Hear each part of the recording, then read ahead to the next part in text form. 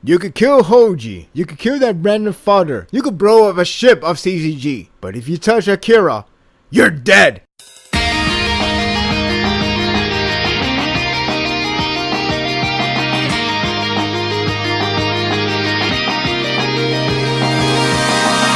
I'ma come to save the day!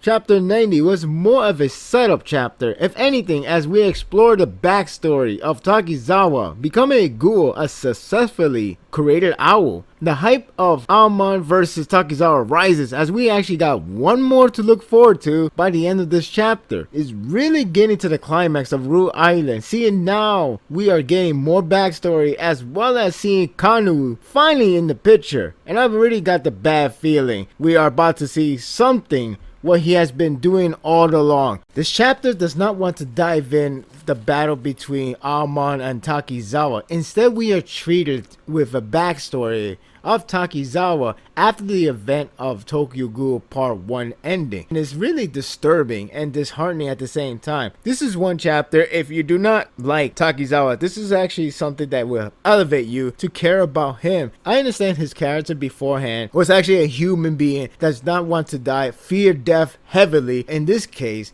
we actually see him transforming to a ghoul, and not only that, but transforming to an entirely different person. We see the sadistic of Kanu experimenting Takizawa just because he wants to get that perfect level that is Kanaki, how far he will go to see if he is really capable of being that perfected experiment that he has hoping for. This is actually something that the art really captured the sadistic of Kanu, just to demonstrate his expression of very happy when the moment of Kanu sees Takizawa going further deep of becoming a full-fledged ghoul. He gets more interested. At the same time, he gets more sadistic. How far can he go, making him torture severely, even to the point that Tadara even comment how sadistic he's acting, like that is part of his hobby, and he's just brushing it off saying like, no, not nonsense, I'm just experimenting, I just want to see if it's perfect. It just shows you how insane Kanu truly is without really showing wacky expression, just a calm yet scary. And I really like that capture of the art in this entire chapter, especially how much this event is going to be so big when it comes to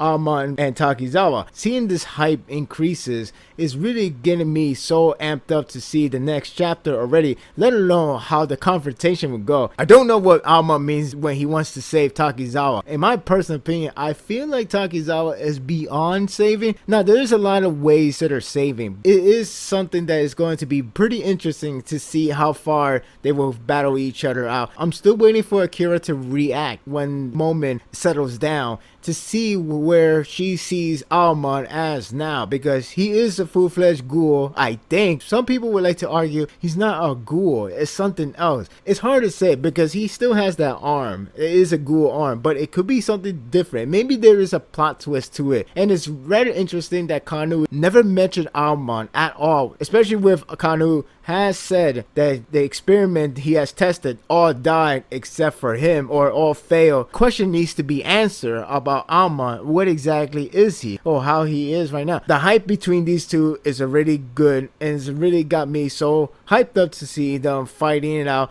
just because it's not only going to be a cool battle to display, but it's going to be a lot of grounded area between these two as they have known each other. Even the cover chapter page truly showcase how these guys were once friends, once now they're enemies. It's hard to say between Amon and Akira. We will know once everything settles down. What's interesting is the ending of the chapter. It actually ends with Kurona meeting Kanu in the lab, and I'm happy we finally get to see what's going on with Kanu, because it's been brushed aside for a while, but it is something that we are going to anticipate. What exactly is he doing? And again, to comment about the art, I really like that last page because it captures two sadistic people just looking at each other, have their ways of responding to each other, have their ways to demonstrate their characteristic. Kanu is always calm, doing no worries of killing anybody for just for the sake of his experiment. We have have Corona just being a crazy whack job of a character